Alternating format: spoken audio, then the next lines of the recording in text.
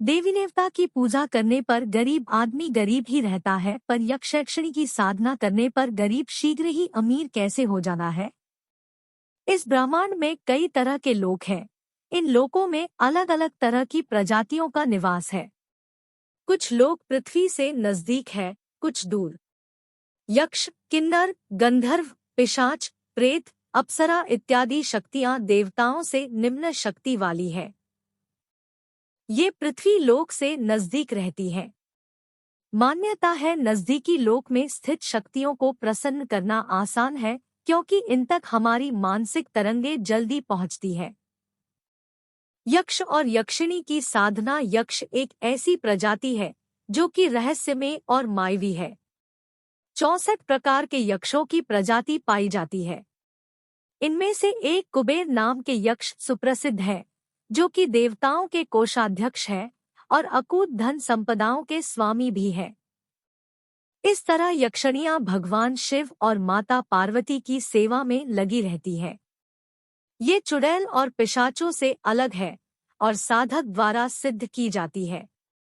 इन्हें सिद्ध करने वालों को मद्य, मांस, मत्स्य को नैवेद्य और प्रसाद के रूप में लेना पड़ सकता है।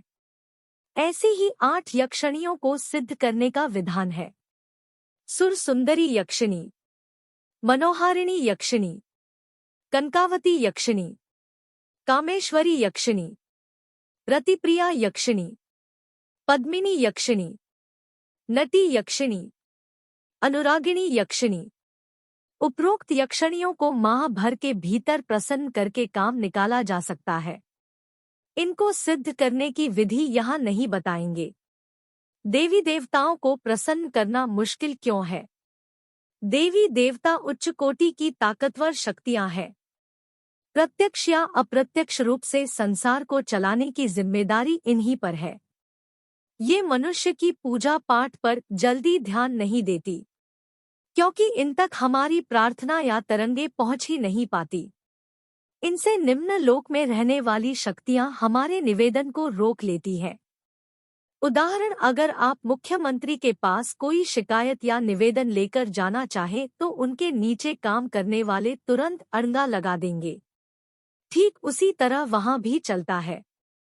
इसी तरह अगर आप नारायण को प्रसन्न करने हेतु भक्ति करना शुरू करेंगे तो ये शक्तियां आपको तमाम तरह के प्रलोभन देकर आपको मायाजाल में उलझा देंगे। नोट, कलयुग के शुरुआती दिनों में इन विद्याओं का जमकर दुरुपयोग किया जाने लगा था, क्योंकि आधुनिक काल का मनुष्य अपने मतलब के लिए जाना जाता है। इसलिए ये साधनाएं शापित हो चुकी है। यह समय कर्म पर आधारित है। इसलिए इन सब चक्कर में पड़कर अमूल्य जीवन ना बर्बाद करें।